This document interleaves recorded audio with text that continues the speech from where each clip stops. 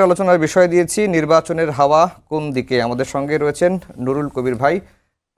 নুরুল কবির ভাই, এই যে নির্বাচনের প্রচারণা চলছে, বিএনপি জোট এবং জামাত জোটের প্রার্থীরা প্রচারণা চালাচ্ছেন, নির্বাচনের পরিবেশ যখন প্রচারণা শুরু হলো তখন বেশ কয়েকদিন 2-3 দিন ভালোই মনে হচ্ছিল। এখন দিনকে দিন সহিংসতা সংঘর্ষের ঘটনা ঘটছে এবং একজনের মৃত্যুর খবর আমরা দেখেছি গতকালকে। সব মিলিয়ে নির্বাচনের পরিবেশটা কেমন দেখছেন? আপনার পর্যবেক্ষণটা কি?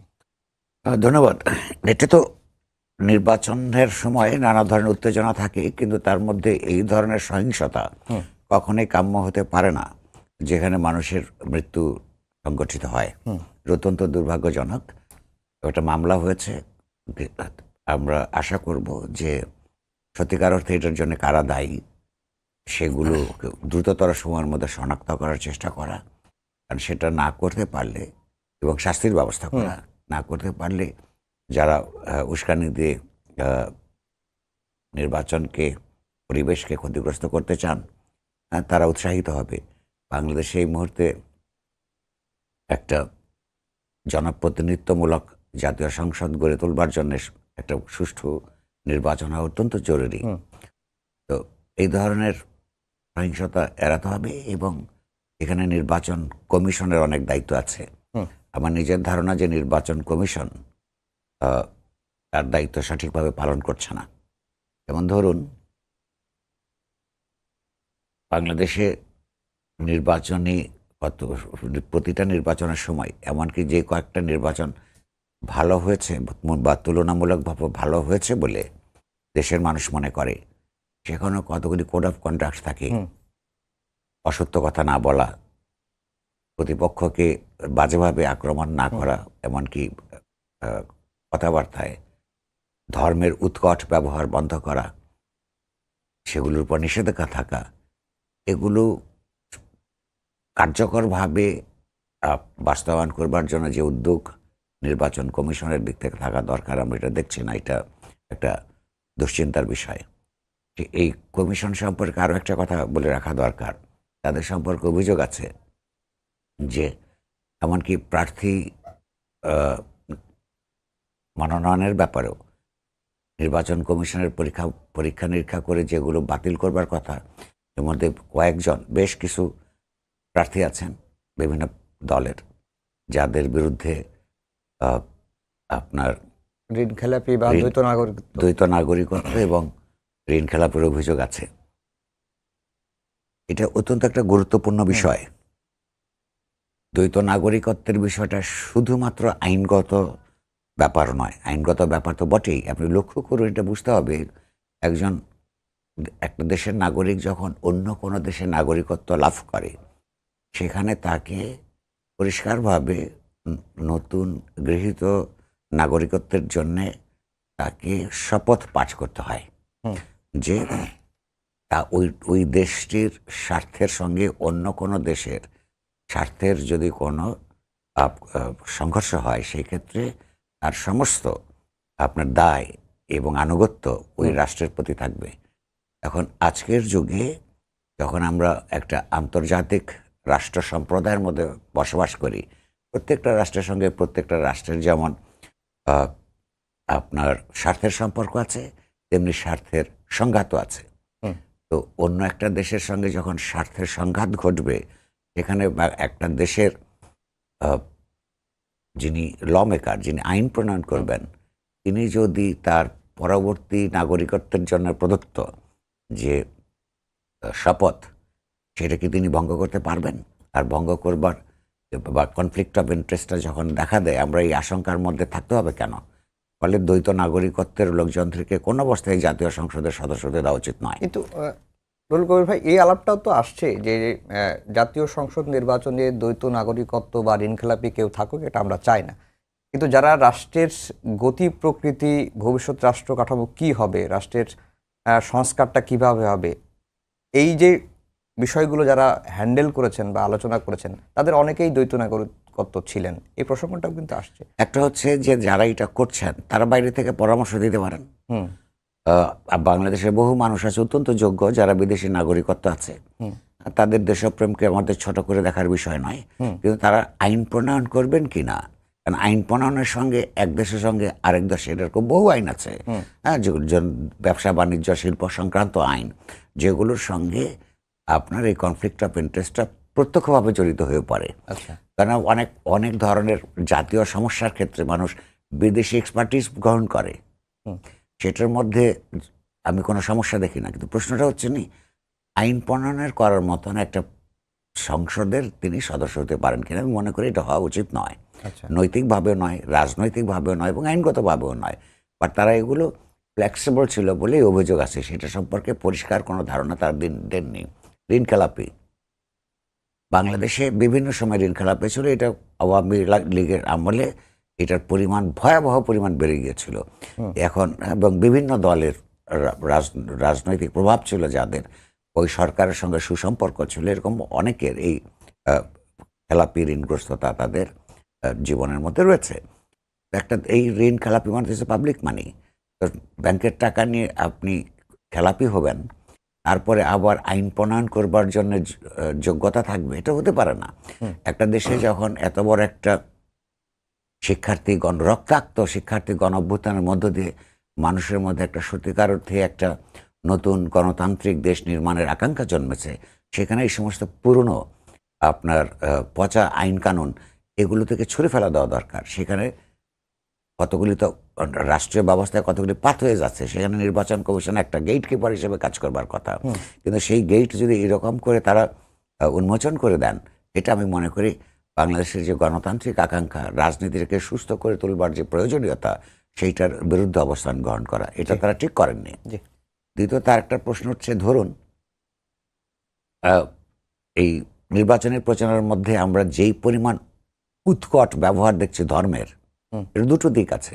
একটা হচ্ছে সাধারণত ধর্মকে রাজনীতিতে ব্যবহার করে সেই সমস্ত রাজনৈতিক দল সারা দুনিয়াতেই, যাদের মূলত জনস্বার্থ পরায়ণ, পরিষ্কার আপনার অর্থনৈতিক, সামাজিক এবং রাজনৈতিক কর্মসূচি থাকে না। কারণ এটা খুব সহজ, একটা আমাদের মতন এখনো পর্যন্ত অনুন্নত একটা দেশের মধ্যে, যেখানে লেখাপড়া শিক্ষার নানান ধরনের বিস্তার পর্যাপ্ত পরিমাণে ঘটেনি এবং যেখানে মানুষের প্রচুর দারিদ্র্য আছে, এরকম একটা সমাজে মানুষ তার সমস্ত অসাফল্যের জন্যে এক ধরনের অদৃষ্টপরায়ণ হয়ে ওঠে। ধরুন একটা ধর্মকে, যে কোনো ধর্মকেই সত্যিকার অর্থে বুঝবার জন্যে অনেকগুলি দিক থাকে। প্রতিটা ধর্মের উৎপত্তি এবং বিকাশের ক্ষেত্রে কতগুলি সামাজিক কারণ থাকে, রাজনৈতিক কারণ থাকে, দার্শনিক কারণ থাকে, আধ্যাত্মিক কারণ থাকে। তো এই যে অন্যান্য কারণ, এবং কোনো ধর্মই বিস্তৃতি লাভ করতে পারে না, মানুষের কাছে জনপ্রিয় হয়ে উঠতে পারে না, যতক্ষণ না এই নানান অ্যাসপেক্টসগুলি জীবনের, এই জন্যই ধর্মকে জীবন দর্শনে বলা হয়, এগুলো যখন তার স্বার্থের পক্ষে না আসে, ততক্ষণ পর্যন্ত মানুষ কোনো মতবাদ, এটা ধর্মীয় মতবাদ হোক কিংবা অন্য কোনো রাজনৈতিক দার্শনিক মতবাদ গ্রহণ করে না। তো তাহলে একটা ধর্ম কি বলেছে আর কি বলে নাই, এটা বুঝবার জন্যে মানুষকে যে পরিমাণ সুশিক্ষিত হয়ে উঠতে হয়, সেটা আমাদের শাসক শ্রেণী এই গত 54 বছরে ঠিকমতো করতে পারে নাই। এমন একটা অবস্থায় ইসলামের নামে জামাতে ইসলামী এবং আরও দুই একটা রাজনৈতিক দল যে সমস্ত কথাবার্তা প্রচার করছে, এটা ইসলামের সঙ্গে কোনো সম্পর্ক নাই। এবং কিছু কিছু বক্তব্য, যেমন ধরুন আমি একটা উদাহরণ দিই, আপনি যদি বলেন যে এই মার্কায় ভোট দিলে আপনি ভেস্তে যাবেন, আচ্ছা, তার মানে হচ্ছে ভেস্তে যাওয়া বা দোজখে যাওয়ার যে ধর্মের বিধান আছে, সেগুলো এই রাজনৈতিক দলের ওই পার্টিকুলার নেতা যিনি ঘোষণাটা দিলেন, তিনি হাতে নিয়ে নিলেন। এটা তো ইসলাম ধর্ম অনুযায়ী আল্লাহর হাতে থাকার কথা, তার জন্য বিচার আচার হওয়ার কথা, ইত্যাদি ইত্যাদি। হাসরের ময়দানে এগুলি কি জবাব দেবেন? হ্যাঁ, এগুলির এই বিচারের ভার অন্য কেউ যদি গ্রহণ করে কিংবা দাবি করে, সেটা পরিষ্কারভাবে ইসলামের সবচাইতে বড় পাপের মধ্যে একটা হচ্ছে শিরক, অর্থাৎ তিনি আল্লাহর অংশীদারিত্ব দাবি করলেন। এগুলো ইসলামের নামে এরকম অসত্য, অধর্মীয়, অন ইসলামিক কথাবার্তা বলছে, অর্থাৎ প্রলুব্ধ করছে। এই যে তাদের ব্যাপারে আমি নির্বাচন কমিশনকে কোনো আপনার ইফেক্টিভ, কার্যকর কোনো নিষেধাজ্ঞা আরোপ করতে দেখি নাই।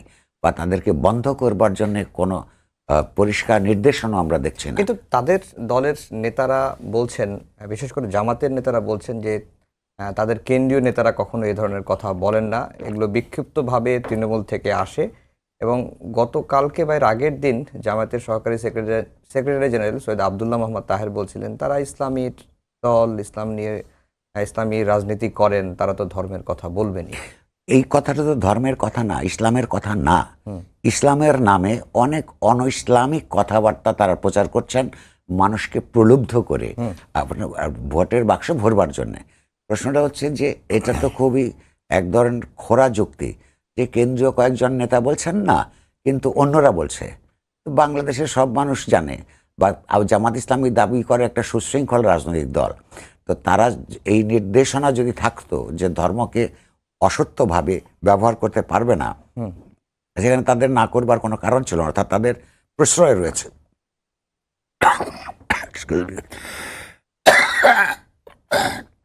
সরি। কিংবা ধরুন আমি আরেকটা কথা দিই, আমি একজন বক্তাকে আপনার জামাত ইসলামের এক প্রার্থীকে বলতে শুনলাম যে আসমান জমিনে এমন কোনো ক্ষমতা নাই জামাত ইসলামকে ক্ষমতায় যাওয়া থেকে বিরত করতে পারে। তো এইটা আপনি কি ধরনের ইসলামী বক্তব্য বা যে কোনো ধর্মীয় বক্তব্য এগুলো তারা বলছেন, মানুষকে প্রতারিত করছেন ইসলামের নামে। এটা আমরা পাকিস্তান আমলে ওই মুসলিম লীগকে করতে দেখেছি, যে যারাই তাদেরকে ভোট দিবে না, হ্যাঁ, তারাই মুসলমান নয়। তো এখন এই জামাতে ইসলামীর নেতাকর্মীদের অনেকেই এই ধরনের প্রচারণা করছে। এগুলো জনগণের সঙ্গে প্রতারণা, এই প্রতারণামূলক এবং তার ধর্মকে ব্যবহার করে এগুলো তো নির্বাচন কমিশনকে বন্ধ করতে হবে। আমাদের সমাজটাকে তো কতগুলি রাজনৈতিক দল খুবই ইহজাগতিক একটা বস্তু, রাষ্ট্র। সেই রাষ্ট্র পরিচালনায় প্রার্থীদেরকে, কোন ধরনের প্রার্থীদেরকে ভোট দিবে, মানুষের মধ্যে এটা যুক্তির ব্যবহার দেখাতে হবে। তাকে দেখতে হবে যে তার অর্থনৈতিক কর্মসূচি কী, সাংস্কৃতিক রাজনৈতিক কর্মসূচি কী, একটা গণতান্ত্রিক রাষ্ট্র প্রতিষ্ঠার জন্য কোনো উদ্যোগ গ্রহণ করেছে, অর্থনৈতিক সমৃদ্ধির জন্য তার কি সত্যিকার অর্থে এগুলো আছে। এই বেহেশত দোজখ দেখানোর বা ভয় কিংবা লোভ দেখানোর দায়িত্ব তো একটা রাজনৈতিক দলের হতে পারে না। প্রতিষ্ঠান এগুলি করছে, এগুলি বন্ধ হওয়া দরকার। মানুষকে তো আরো পশ্চাৎপদ বানিয়ে তুলছে। কিন্তু ধর্মকে পুঁজি করে রাজনীতি করার ঘটনা কি নতুন? বাংলাদেশে প্রতিদিনই কি একটা করে গণঅভ্যুত্থান হয় না? তাহলে গণঅভ্যুত্থানের মধ্য দিয়ে এই যে পুরনো জিনিস যেগুলো রাজনীতিতে ব্যবহার করা উচিত নয়, সেগুলোর বিরুদ্ধে একটা আপনার যুক্তিসম্মত জনস্বার্থপরায়ণ রাজনৈতিক অর্থনৈতিক কর্মসূচি ভিত্তিক রাজনীতি গড়ে তোলা, এইটা হচ্ছে বাংলাদেশের আকাঙ্ক্ষা। এইটা নতুন। বিভিন্ন সময় এই আকাঙ্ক্ষাটা ছিল। যখন এই রাজনৈতিক ক্লাস এইটার সঙ্গে প্রতারণা করে, বিশ্বাসঘাতকতা করে, তখনই আমরা দেখেছি বড় বড় রাজনৈতিক অভ্যুত্থান ঘটতে মানুষের। তো সেই অভ্যুত্থানের পরিপ্রেক্ষিতে নিশ্চয়ই এখানে একটা ধর্মভিত্তিক রাষ্ট্র ব্যবস্থা গড়ে তোলবার জন্য এই লক্ষ লক্ষ মানুষ রাস্তায় নামেনি। ফলে এই ধরনের কর্মকাণ্ড একটা গণতান্ত্রিক বাংলাদেশ নির্মাণ করবার জন্যে তার সঙ্গে আকাঙ্ক্ষার সঙ্গে অসঙ্গতি পরায়ণ। এ কারণে এখানে যারা নির্বাচন কর্তৃপক্ষ আছেন তারা যদি গণতন্ত্র বোঝেন, তারা যদি আপনার বৃহত্তর রাজনৈতিক চেতনা যেটা আপনার একটা গণঅভ্যুত্থানকে জন্ম দিয়েছে সেটার স্পিরিটটা বোঝেন, তার প্রতি শ্রদ্ধাশীল থাকা দরকার। জামাতের নারী কর্মীদের ওপর হামলা হচ্ছে, তাদেরকে হেনস্থা করা হচ্ছে। গত কয়েকদিনে জামায়াত এটি নিয়ে তীব্র প্রতিক্রিয়া জানিয়েছে এবং অন্যদিকে জামায়াতের নারী কর্মীদের বিরুদ্ধে বিএনপির যে অভিযোগ, তারা বাড়িতে বাড়িতে গিয়ে তালিমের নামে ভোটারদের মোবাইল নাম্বার নিচ্ছেন, এনআইডি কার্ড নিচ্ছেন, বিকাশ নাম্বার নিচ্ছেন, এই বিষয়টাতে আপনার পর্যবেক্ষণ? প্রথম কথা হচ্ছে কারোর উপরই আক্রমণ করা উচিত নয়। জামাতের নারী কর্মী হোক বা পুরুষ কর্মী হোক বা বিএনপি বা অন্যদের হোক, এই ঘটনাটা ঘটছে, আমি বলছি যে এটা বন্ধ করা দরকার। এক। দ্বিতীয় প্রশ্নটা হচ্ছে, আমরা তো এগুলি অনেক ভিডিও দেখেছি, ইউটিউবে এগুলি খুঁজলে আপনি পাবেন, যেখানে নারী কর্মীরা গিয়ে কোরআন শপথ করানোর চেষ্টা করছে আপনার ভোটারদের হুম। তাদেরকে প্রতিশ্রুতি দিবার জন্যে। এইটা একটা গণতান্ত্রিক রাষ্ট্র ব্যবস্থায়, নির্বাচনিক ব্যবস্থায় এটা হতে পারে না। কারণ এই যে ধর্মপ্রাণ মানুষ, হ্যাঁ, তাকে একটা অসহায় অবস্থায় ব্ল্যাকমেইল করার মতো, এটা একটা চূড়ান্ত অপরাধ। সেই অপরাধের বিরুদ্ধে প্রতিদ্বন্দ্বী রাজনৈতিক দলগুলি ক্ষুব্ধতা বোধ করতে পারে, কিন্তু সেই ক্ষুব্ধতা এই পর্যায়ে যাওয়া উচিত নয় যে তাদের উপর কোনো সহিংস আক্রমণ করবে। আর জামাত ইসলামীকেও বুঝতে হবে যে মানুষের সাথে এই ধরনের প্রতারণা করা, তাদেরকে ধর্মীয়ভাবে ব্ল্যাকমেইল করবার অধিকার তাদের নাই। এরকম অবস্থায় আর নারীদের ব্যাপারে যে জামাত ইসলামের অবস্থান, সেটা তো খুবই পশ্চাৎপদ এবং কপটতাপূর্ণ। বরং যেই নারীরা জামাত ইসলামের পক্ষে ক্যানভাস করছেন, আমি তাদেরকে অনুরোধ করব যে আমাদের নারী সংক্রান্ত রাজনৈতিক, অর্থনৈতিক, সাংস্কৃতিক কর্মসূচিটা ভালো করে বুঝবার। তারা পরিষ্কার করে বলছেন যে নারীদেরকে জামাত ইসলামী শ্রদ্ধা করে, কিন্তু কোন তাদের জন্য একটা নিরাপদ বাংলাদেশ গড়ে তুলতে চায়।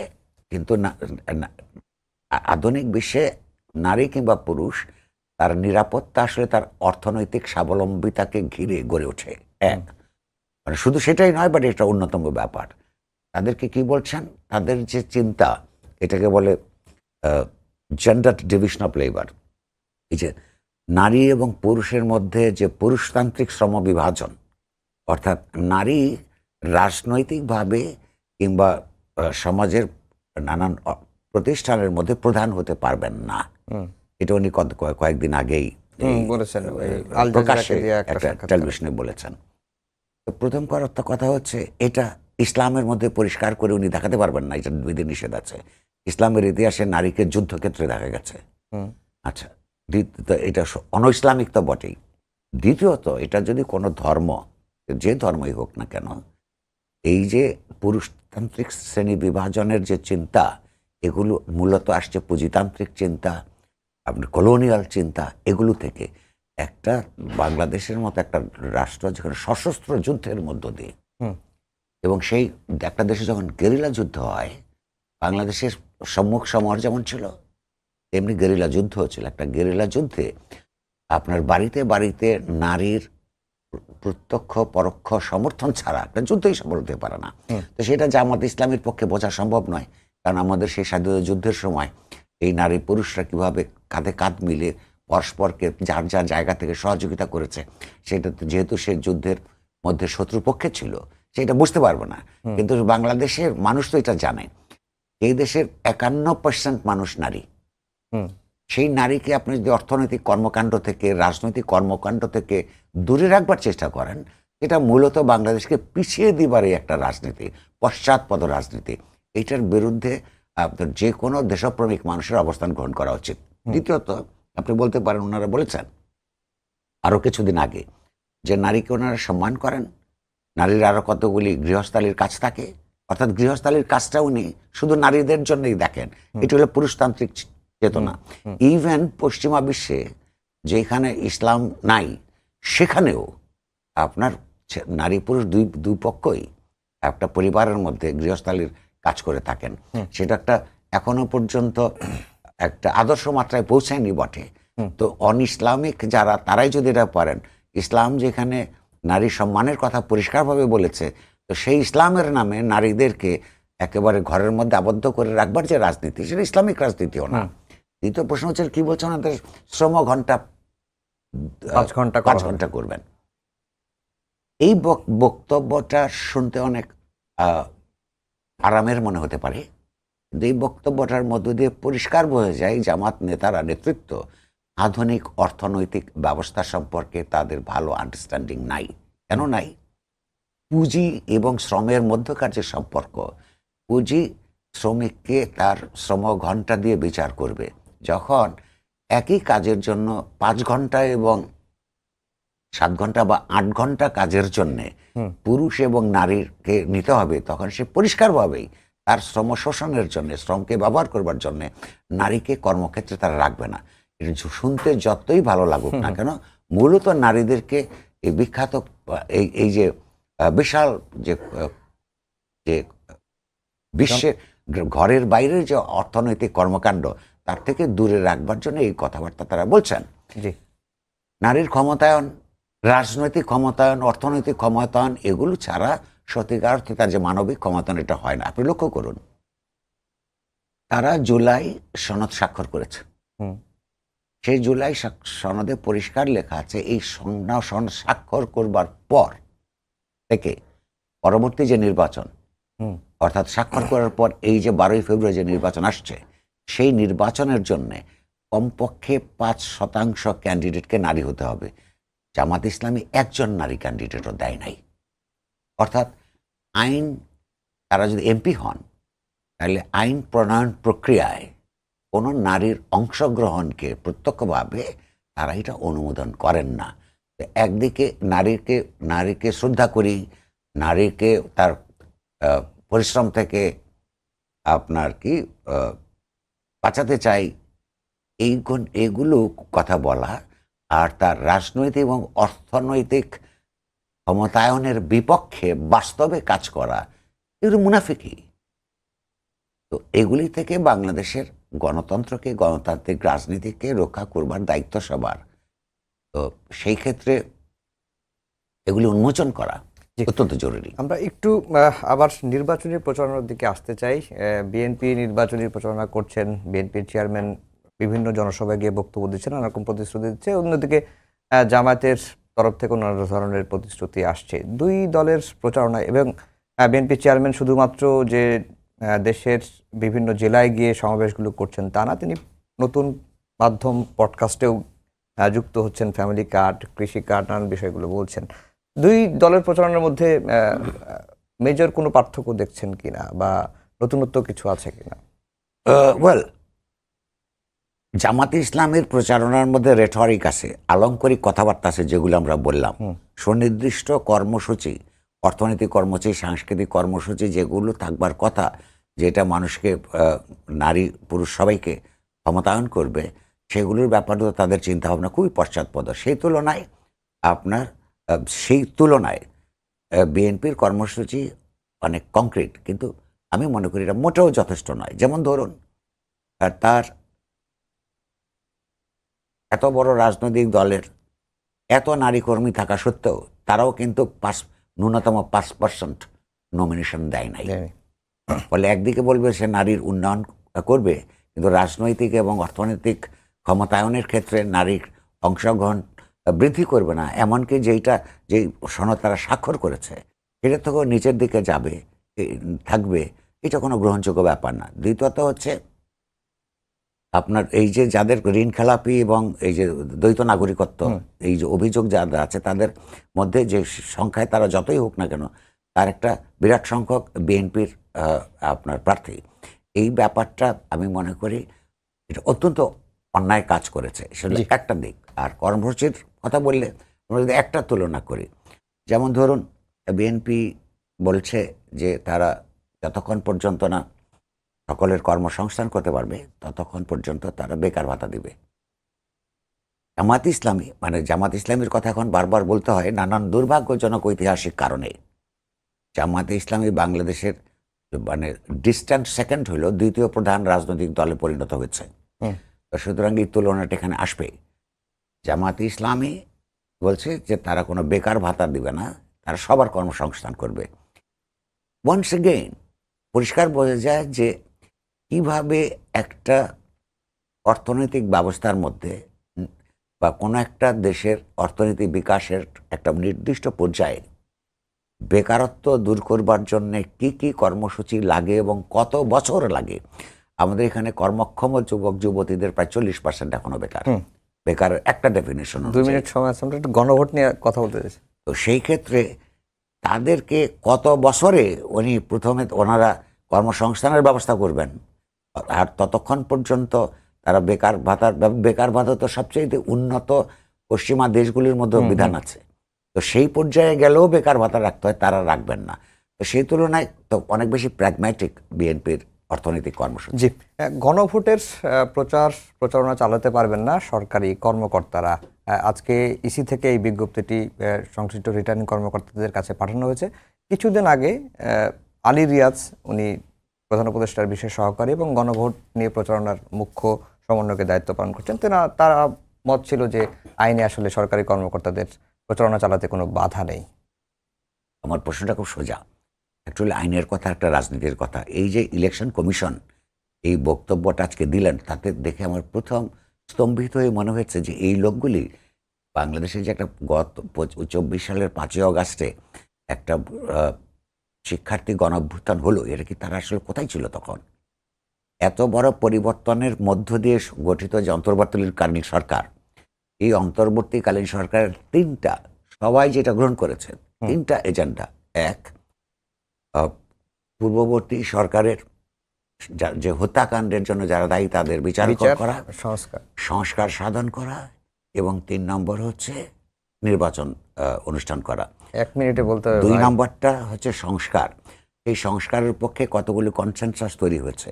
তাহলে এই কনসেনসাসটা বাস্তবায়ন করা একটা ম্যান্ডেট হচ্ছে পুরা গণঅভ্যুত্থানের। এই গণঅভ্যুত্থানের মধ্য দিয়ে প্রতিষ্ঠিত যে নির্বাচন কমিশন, সেইটার পক্ষে ওই কর্মসূচির, ওই জুলাই সনদের অনেক সীমাবদ্ধতা আছে, কিন্তু সেইটাকে পাশ করিয়ে আনবার জন্য প্রচারণা করা নির্বাচন কমিশনেরও দায়িত্ব। জি ভাই, সেই ক্ষেত্রে এটা বাদ দিয়ে এইটার অর্থ হচ্ছে তারা জি আমার হাতে